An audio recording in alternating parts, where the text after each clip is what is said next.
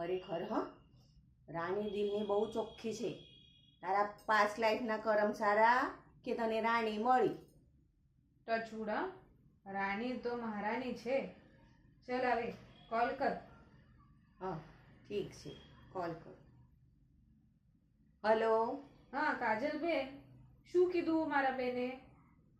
મેં માનસીને કોલ કર્યો હતો. અરે ના પાડું? હે? એટલે માનસી ના પાડતી હતી પણ મેં એને મનાવી લીધી છે.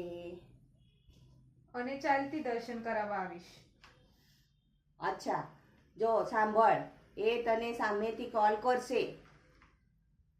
તો રહી ગયું. હું તને ગેરંટી આપું છું ને, એ તને સામેથી કોલ કરશે. તું અત્યારે ને અત્યારે એને કોલ કર, સમજી?